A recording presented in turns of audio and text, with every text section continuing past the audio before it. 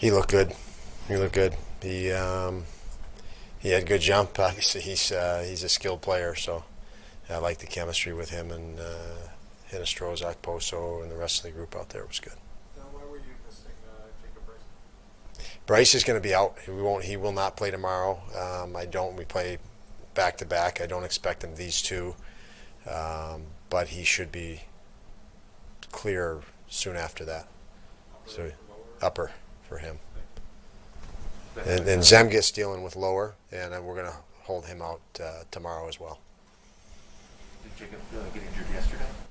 He did. He did. Played through it, and then obviously after the game a little more aggravating, so held him off today, and we'll hold him off for at least a couple. How much can Peyton help you guys tomorrow? Just in the wake of last night, you probably wouldn't mind somebody new coming in Yeah. anyway. But how much can he just help you, give you guys a little jump? And he's obviously raring to go after being out. He is. He's excited, enthused, and he's skilled, and so he can help us.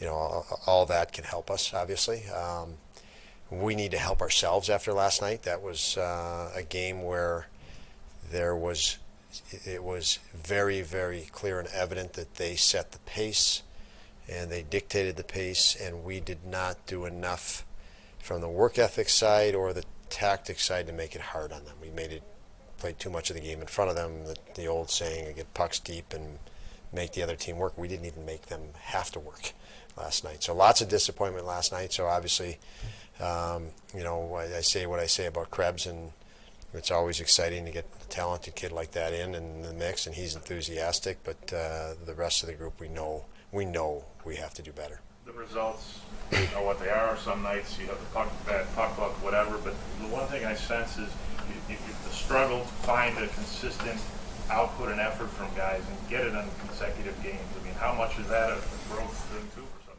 these? It is.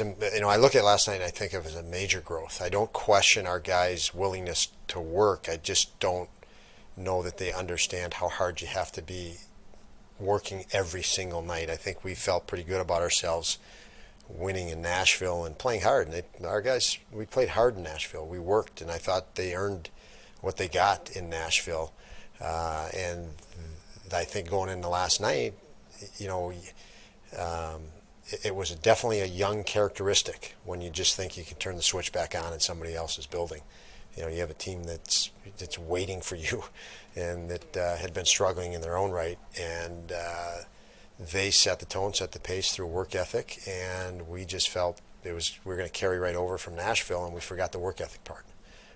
So I don't think it was, a point of being lazy or not caring. I think it was a point of, as you mentioned, not having enough experience to know. We have to be very committed to details in the game and making the game hard. The first 5 or 6 entries, some of the decisions we made, we just played the game in front of Detroit, even though we had guys driving to push depth behind them, and we tried to make plays in front of them, never having them turn back, and it was just easy for them, really easy for them, and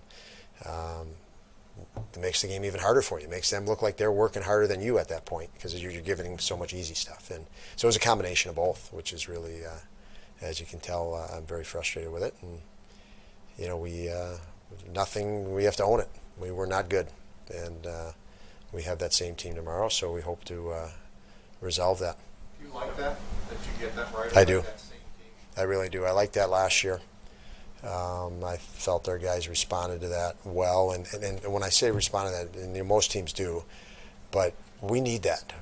We need to be able to measure ourselves. Like I said, we play a really good game in Nashville, and we don't know how to replicate that.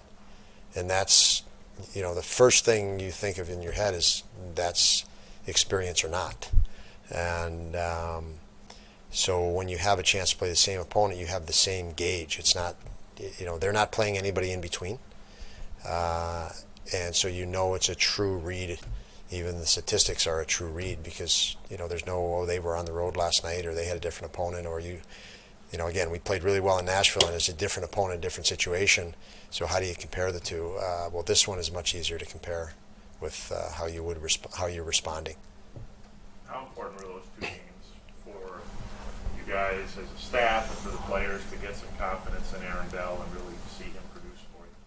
Yeah, I actually had confidence in Aaron Dell before the games, based on what I'd mentioned to the group here, seeing him in Rochester. He just he looked different. He's felt, I think he's again he didn't have a good training camp, certainly, and he didn't have a good start to the season, certainly statistically, but he found a way. He looked completely different to me when I went to Rochester. So, I was hoping for his sake, and obviously as well as ours, that was the case, and it looked to be that way. And again, we did a nice job helping him in Nashville, but he deserves a lot of credit too. He was solid. He didn't make many mistakes. So, very nice to see that. Obviously, because of the situation we're in, you're down 4 or 5 goalies, whatever we're down. It's not a fun spot to be in, and for anybody in the league, and it's a tough one. As far as Peyton goes, we all saw the assist in Boston, but you said you were excited about him. Just what, even beyond that assist, what did you see in his game that was amazing that gets you so excited about it? His interaction with the 4 or 5 other guys on the ice. The goal was evident. He can track what's going on around the ice, but he uses his. He's got hockey sense, so he's got a feel for time, space, potential plays, situational awareness that's really, really good, strong for a young guy. And, players want to play with him.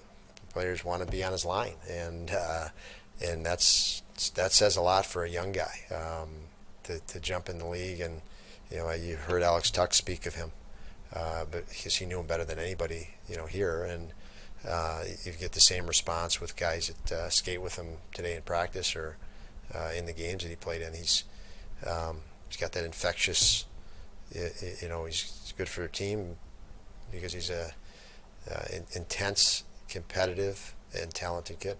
Do you plan on using both goalies in this back-to-back? It's a 1:00 game, so at 1:00 and a 7:00. There is some travel in there, but we're open to using both goalies. But because it's a little bit more time in between games, it's not your true back-to-back. There's 36 hours instead of 24, and never opposed to back-to-back anyway. But I think you read it after the first game. I think you see the workload and how the guy feels. If you're going to go the same guy back-to-back, that would be what you're looking at, and we'll do that tomorrow. So obviously speaking, Dell will get the net tomorrow, and we'll see how it goes from there.